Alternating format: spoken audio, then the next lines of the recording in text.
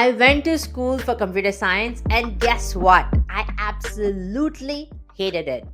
My mother convinced me to give another semester a try, so I did, and I fell in love with coding thanks to my data structures and algorithms class. And what I learned is something that I'm going to cover today. In this video, I will tell you exactly how to learn to code if I were to start today. And guess what? Some of the frameworks that I use to build a solid foundation and going from absolutely hating to code to loving it still applies today with all the AI stuff. If I could do it, so can you. So let's get started. The first thing I would do is learn one programming language and get really good at it. Now, if you want to be a web developer, then maybe JavaScript is your programming language that you go for. But if you want to learn about parsers, then maybe Java or some other language. Doesn't matter which one, pick a language and stick with it and get really good at it. Now, just like you and I are using English to communicate with each other, right? But when we initially started learning English, we did not form full sentences. We started with ABCD, then we started with forming words, then we learned adjectives, verbs, adverbs, and things like that. And then we learned how to form full sentences that make sense. Similarly, for a computer, we also need to do the same. That programming language is what you're going to use to communicate with a computer. So you need to know how to talk to a computer. But first, pick a programming language and stick with it. Before you go ahead and build a really massive project, build 100 problems in that programming language so you know exactly what's available, what data structures are available, and how you can work with it, because that's going to be really important for you to learn to code. One mistake and one hot tip that I'm going to give you in here that's really going to be important and a game changer for you. Don't get intimidated with the number of programming languages out there. Now, tomorrow, there might be a completely new programming language invented. You don't need to go and study that right away. When you're learning to code, start with one language, get really good at it. Eventually, you will learn how to work with other programming languages because you have a solid foundation. You know how logic works and you know how talking to computer works. Pick one and stick with it. The next thing I would do is build a really solid foundation in the programming language of your choice. Foundation is key to programming. If you don't know how logic works and how a lot of the programming constructs work, then it's going to be really difficult for you to grow as a developer and get even decent at it because you don't know the basics. So get really good at it.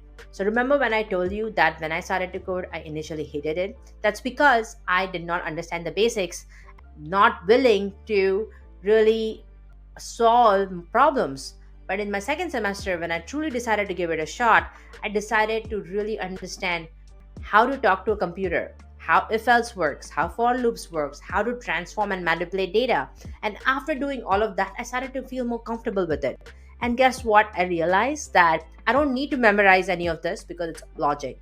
As long as I know how to communicate in the programming language of my choice, I can build whatever I want. And that felt really powerful.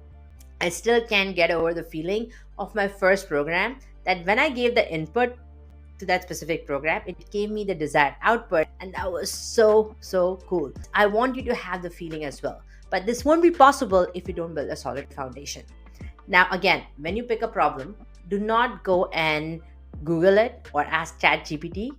Make sure that you really solve that specific problem first. Really give it a good shot at it. It might be time consuming, but really understand how you would go ahead and implement it. And it can be brute force at first. You might not know the ideal solution, but that's important that you brute force it and then you iterate on it and then you find the most optimal solution to run that program quickly. And now you can also use ChatGPT, that programming buddy for yourself. You can ask ChatGPT how to solve that specific error and you can understand how it all works. But again, if you don't give it a shot first, this ChatGPT is only going to help you so much. So make sure that you really understand how to learn to code and how to debug your problems as well, because that will really help you build a solid foundation. Now, for starters, you should be able to manipulate data, learn if-else conditions, transform data, and do all of that to build a solid foundation. There are many sites out there. There's a site that I use called CodingBat.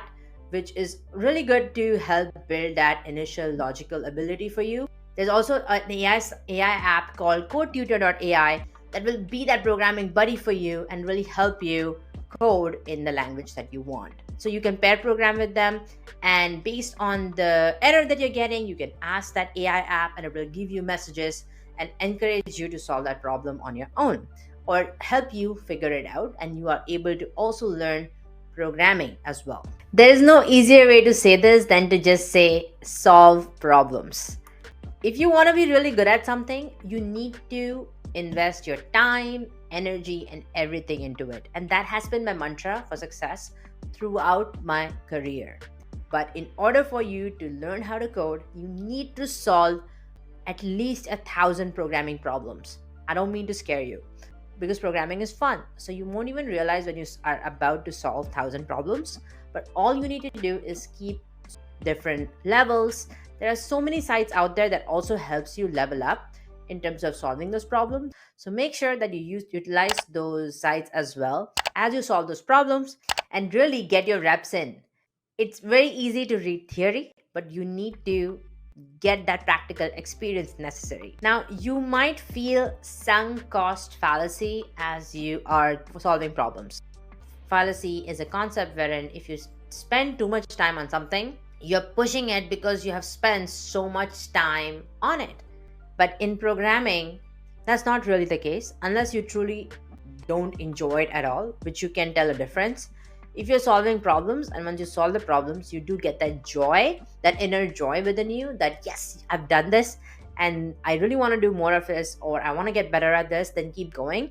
But don't necessarily believe in sunk cost fallacy as you're learning to code, because initially you are going to struggle and you're going to make mistakes. You won't be good at it because, again, when we're learning English or any other language, we don't know how to communicate in it, right? So similarly for a programming language as well, you need to really get your reps in, practice it, and that's how you will get better. So don't fall into the trap of sunk cost fallacy while learning to code. But again, truly look within and see if it truly brings you joy or not. Just think about it. When I was learning to code, had I stopped in semester 1 and I had not listened to my mother, I would not be here today, and I would miss out on such a huge opportunity in my career when I got to so senior in my career and then switch to leadership. So again, you really need to make sure that you keep going and you keep persevering as you solve problems, because you're going to get stuck. And that's just something that's going to happen, and you're going to have to live with it. Do it, the better you get at it, your chances are of being successful. Pick simple projects and increase your difficulty level. Now, when you play a online game or any type of a game, you're slowly at the beginner stages. The more you play, the better you get, and the more monsters you fight and things like that, and it gets more and more fun.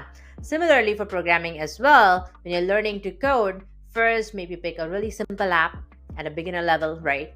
Maybe build a to-do list, which will help you to manipulate data, to add data, to delete data, and so on. Now, a to-do list can be really complex or it can be really simple. But I think it's one of the very simple apps that will really help you understand how create, delete, updating works. So make sure you maybe build a to-do list, then slowly increase your difficulty level. As you know how to build a to-do list, you can maybe then build a blog wherein you are sharing your experience as you are coding and sharing what you're learning as well. But maybe listing a list of blog posts. Anyone can go and view those list of blog posts. Then maybe slowly increase the complexity by building a e-commerce platform or a social networking platform where people are talking to each other. There are comments on your blog, or there is an e-commerce application where you're selling something and you're integrating Stripe with it. So again, slowly progress and increase your difficulty level, because that's going to help build more confidence. Make sure that you slowly increase your difficulty level as you go along. Think of it like a game. You unlock new levels as you progress through these, because what's really important is that you persevere through it. The next thing you need to do is foster a growth mindset. A growth mindset is a concept wherein you persevere despite difficulties, where you look at problems as challenges. Despite several difficulties, you persevere and you see it through. And that is a growth mindset. Now, Carol Dweck, who created growth mindset versus fixed mindset, conducted this research where she asked a bunch of 10-year-olds, She gave them a extremely difficult task that was really hard to achieve. Now, when she gave them the task, some responded in a shockingly positive way. They said things like, "Yes, I would love this challenge. I was hoping this was going to be informative." Whereas others did not foster a growth mindset and, in fact, fostered a fixed mindset. They said things like, "It was tragic, it is catastrophic." Now, the difference here is that kids that said things like, "Yes, this is a wonderful challenge, yes, I can achieve it," fostered a growth mindset as they thought that they could grow their abilities through hard work and anything is achievable. Whereas people with fixed mindset, in this case, a bunch of 10-year-olds with that fixed mindset, thought that they cannot do that and they really thought that they cannot grow. And that is a huge difference with fostering a growth mindset versus a fixed mindset. So, as you're learning to code, you need to really foster a growth mindset. Despite difficulties, despite getting stuck, despite getting lost, you really need to make sure that you persevere. You figure out what solutions are out there. We used to follow Stack Overflow, and we still do, to figure out specific problems or errors that might come up as you solve a specific problem. But thanks to ChatGPT and other AI tools, you don't need to do that anymore. You can basically ask them that, "Hey, I have this problem," and they can be your programming buddy. Again, it's really important that you keep going at it and you foster a growth mindset. So now, what's the best way to learn? There are so many things out there lately that it can get really difficult and challenging to know what exactly you can use to learn to code. Well, we are all unique in our own ways. We all have different learning abilities, and that's why, thank goodness, we have so many educators and creators who are out there creating courses, creating ebooks, different tutorials and things like that. So depending on the type of learning that you're most comfortable with and the type of learning that where you learn things quickly, and if you want someone to teach you how to code, maybe me, but if you want someone to teach you how to code, then maybe do that. If you want to follow tutorials, then do that. If you want to learn one code snippet per week and really want to get better at that, then maybe sign up for my newsletter called Front End Snacks, where I teach you a code snippet visually every single week. And the best part of this is that it's all visual. So I give you a code snippet and I teach you visually how that code snippet works and give you the fundamentals necessary for it. So if you're interested, then subscribe to my newsletter called frontendsnacks.dev. Don't worry about your $1 million idea. Now, I know a lot of us got attracted into programming because we have a $1 million idea that we're so passionate and eager to build. But again, don't worry about that $1 million idea for now when you're learning to code. Your goal is to not make $1 million from the get-go. Your goal is to learn to code so that in the future you can make $1 million with hopefully an idea that works. So you don't have to think about this really great idea you need to use to learn and build programming problems. You can start by building a simple to-do list, then a blog, then a website, and so on. You don't need to think of this idea that is going to change the world. You will change the world in the future, but right now your focus is to learn to code. So focus on that first. Be comfortable with being uncomfortable. As a developer, you're going to make a lot of mistakes. In fact, programming is all about debugging and making mistakes and iterating and solving those errors and getting through. We all have bugs in the code we write, but we need to keep debugging, learning new skills, and get better at our craft. So don't be scared to make mistakes, because it's important that you make those mistakes so you know what not to do in the future. As much as it's important to learn how to code by writing code in that specific programming language, it's also important to learn how to debug that code if you were to get stuck as well. And don't get too frustrated if you get error after error and you have a million errors to solve. Trust me, I've been doing this for more than a decade and I still get errors, but having those good debugging skills have really helped me figure out how to solve problems. When you solve those errors, you're going to get this rush that's going to be great, and it's going to give you these happy endorphins that you're going to love. So keep at it and get really comfortable with being uncomfortable. Now, for example, my website kulkarniankita.com, I could easily build with a no-code tool like WordPress, and I could add all my blog data there, but I really needed the power of customization. and I really needed to make sure that I could add whatever features I wanted, and I wasn't restricting myself to maybe just WordPress or a no-code tool like WordPress. What I did instead was I built a site with Next.js and Tailwind from the ground up. I was really uncomfortable because I had not done that before. I had not built a site, a blog on Next.js as well as Tailwind before that. But as I was able to build it, I ran through a million different errors. I was able to resolve them and really customize the site the way I wanted it. If you're interested, you can check it out at kulkarniankita.com. I did not even know Tailwind before, but I learned it and I got better at it. In technology, there's going to be always a new technology in the future, and knowing how to code will really give you that confidence to build apps and really customize it the way you want. So you need to be comfortable with being uncomfortable in tech. Solve coding challenges and go to hackathons or hack days. Coding challenges are a great way to challenge yourself in the time limit that is provided and achieve a specific result. A goal without a deadline is just a dream. Remember that.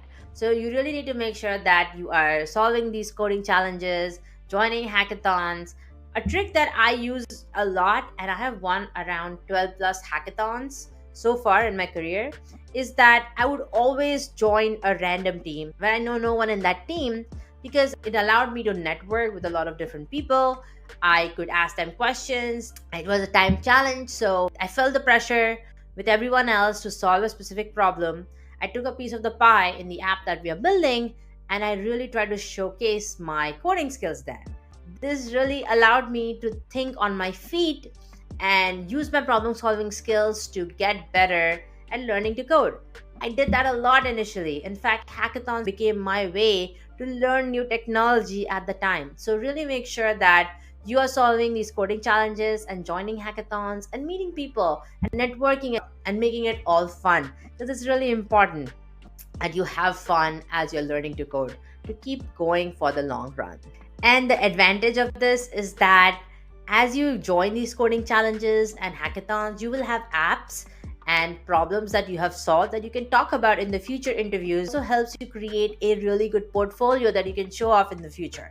You can always say that you collaborated with a team of completely random people that you met in the hackathon and you collaborated well with them, and maybe you won a prize, but maybe you didn't, but maybe you won a really good experience. So this will also help you in future interviews as well. So participate in those coding challenges and hackathons as you're learning to code as well, so that you can build that confidence, because once you're able to solve that challenge in that specific time or get even close to it, you're going to get that rush and you will keep getting better at it. Join communities. You don't have to do it all by yourself. Join communities where you meet other people who are on the same journey as you. You also see the mistakes and the errors that they're making while they are coding. That will give you that confidence and will make you feel less like an imposter, because you are not alone. Join communities that are there to help you and support you. There are so many out there, but one community that I would highly recommend is Learn, Build, and Teach. That community Discord is great because you can always share the problems that you're working on. And I hang out there quite a bit because I share a weekly win on Fridays. The community is really there to support you and help you. And I also try to help people over there as much as possible too. So if you're interested, definitely check out the link to the Discord in the description below.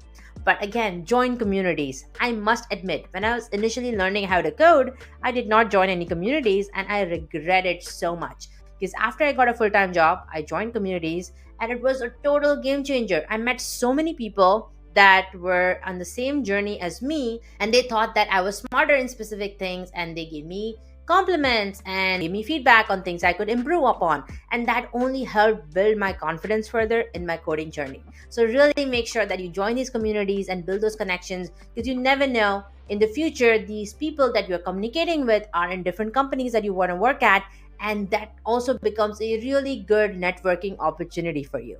So make sure that you join these communities and help each other out. Will AI replace your job? We have talked a lot about ChatGPT in this specific video on learning to code. Will AI really replace our job? Is it worth it learning to code when we can really ask ChatGPT or other AI tools to do it for us? Well, AI is not going to replace your jobs. A lot of people who say that AI is going to replace your jobs are people who are building these AI apps to begin with. So they want business for the company that they're working for. So make sure that you know who you're listening to when you're listening to this advice. But here's what I think about the future of AI. You really need to leverage AI to your advantage while you're learning to code. That is going to help you further up in your career. Because remember, we are in tech. The technology is going to evolve. Focus on what's out there for even a few months. You are going to feel left behind because there's so much out there. So you really need to make sure that you are on top of it.